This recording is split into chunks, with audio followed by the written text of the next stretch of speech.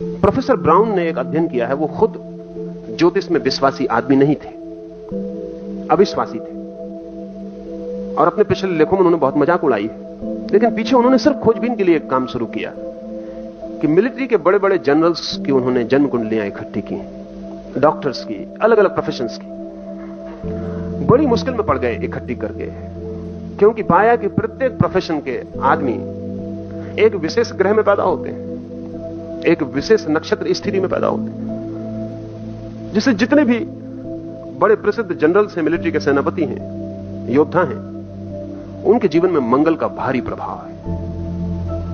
वही प्रभाव प्रोफेसर की जिंदगी में बिल्कुल नहीं है। ब्राउन ने जो अध्ययन किया, कोई 50,000 व्यक्तियों का, जो भी सेनापति हैं, उनके जीवन में मंगल का प्रभाव भारी है। आमतौर से जब वे पैदा होते हैं तब मंगल जन्म ले रहा होता है। उनके जन्म की घड़ी मंगल के जन्म की घड़ी होती है। ठीक उससे विपरीत जितने पैसिफिस्ट हैं दुनिया में, जितने शांतिवादी हैं, वो कभी मंगल के जन्म के साथ पैदा नहीं होते। एक आध मामले में यह संयोग हो सकता है, लेकिन लाखों मामलों में संयोग नहीं हो सकता। गणितज्ञ एक खास नक्षत्र में पैदा होते हैं, कभी उस नक्षत्र में कभी पैदा नहीं होते, कभी उस नक्षत्र में कभी पैदा नहीं होते। ये कभी एक आध के मामले में संयोग हो सकता है, लेकिन बड़े पैमाने पर संयोग नहीं हो सकता है।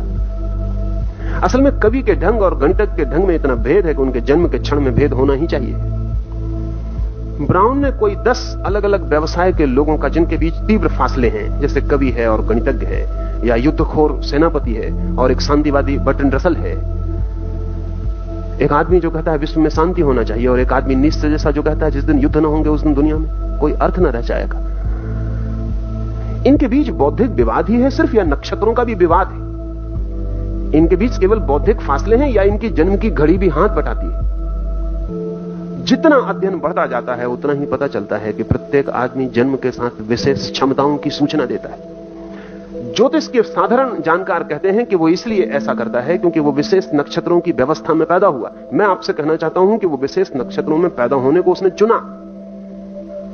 वो जैसा होना सकता था, जो उसके होने की आंतरिक संभावना थी, जो उसके पिछले जन्मों का पूरा रूप था, जो उसकी संयोजित अर्जित चेतना थी, वो इस नक्षत्र में ही पैदा होगी।